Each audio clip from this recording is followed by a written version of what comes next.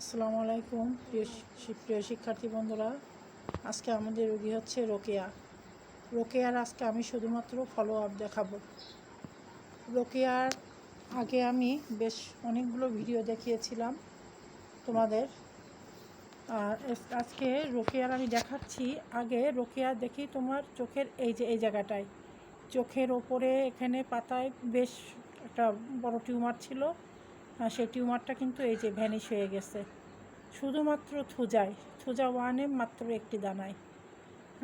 তারপরে এই বাম চোখের ভেতরে এই যে ভেতরে একটা টিউমার দেখা দিয়েছিল, বেশ থলি মতো ফুলে উঠে বেশ মোটা। তার উপরেও এটা দেখা দিয়েছিল আগে ডান দিকেরটা ভালো হয়ে যাওয়ার পরবর্তীতে সময়ে তখনও আমি একটু গ্যাপ ছিল বলে পরবর্তীতে আবার থুজা দিয়েছিলাম। দিলে এটাও এই যে একেবারে মানে ভালো হয়ে গেছে। জায়গাটা একটু হালকা, একটু ছোট্ট একটা লাল মতো হয়ে রয়েছে, কিন্তু তুমি বলো কি তোমার একটু কম মতো হয়েছে? হ্যাঁ, কম হয়ে গেছে। আর যেই পরিমাণে ছিল তার থেকে কি মনে হচ্ছে না?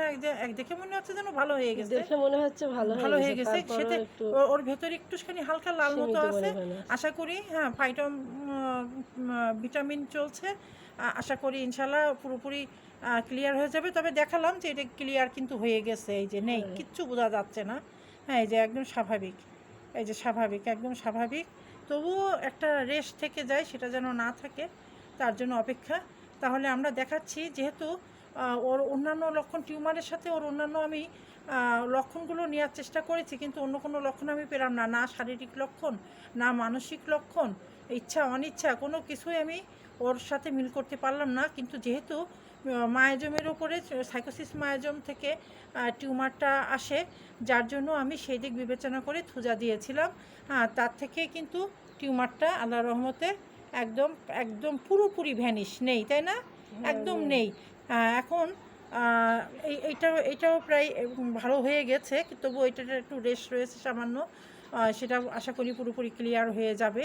এর আগে আমি দেখিয়েছিলাম মেয়েটার আগে যে সমস্যা ছিল, মেনস্ট্রুয়েশনের সমস্যা, এ কিন্তু নেট্রামিউরেরও রোগী।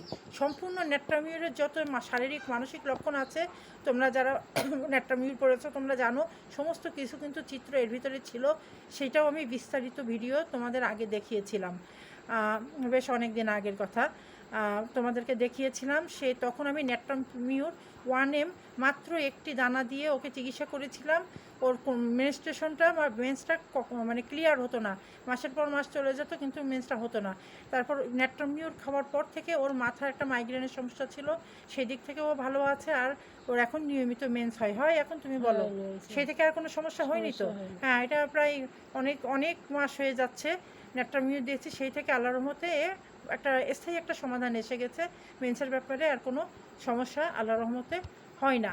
তারপরে আমি থুজা দিয়েছি এর উপরে, টিউমারটার উপরে। আল্লাহর রহমতে টিউমার ডান চোখের পাতার উপরে যে বেশ মোটা হয়ে উঠেছিল টিউমারটা, তা সেইটা আল্লাহর রহমতে পুরোপুরি ক্লিয়ার, একেবারে পুরোপুরি ক্লিয়ার। একটু অপেক্ষা করতে হয়েছে। এও কিন্তু মাত্র সূক্ষ্ম মাত্রায় আমি একটি দানা ডিস্টিল ওয়াটারের মতো গুলে আমি ওর ডোজ তৈরি করে বাকিটা প্লাসিবো ভিটামিন দিয়ে দিয়েছিলাম। সেটা অপেক্ষা করে আমি তো মানে একাধিক ঔষধ একসাথে ব্যবহার করি না, আর একবারই ঔষধ প্রয়োগ করি আর অপেক্ষা করি। আল্লাহর রহমতে সুন্দর ফল পাই তাতে। তাই এখানেই প্রমাণ, এই যে একেবারে পুরোপুরি চোখের পাতার উপরে টিউমারটা আল্লাহর রহমতে ভালো হয়ে গেছে। আর বাম চোখের ভেতরের দিকে সেটাও একেবারে মানে ভালো হয়ে গেছে, দেখতে পাচ্ছি ভালো হয়ে গেছে, কিন্তু অনুমান করছি ভেতরে যদি সামান্য কোনো রেশ থাকে তাহলে আবার আমরা একটু অপেক্ষা করছি। ওষুধের কিন্তু পুনর্প্রয়োগ হচ্ছে না, কিন্তু এটা অপেক্ষা। এই অপেক্ষার জন্য আমরা আশা করি যে ওর সামান্য ভেতরে যে রেশটা রয়ে গেছে, ইনশাল্লাহ আশা করি সেগুলো ক্লিয়ার হয়ে যাবে। আজকে এই পর্যন্ত, আল্লাহ হাফেজ।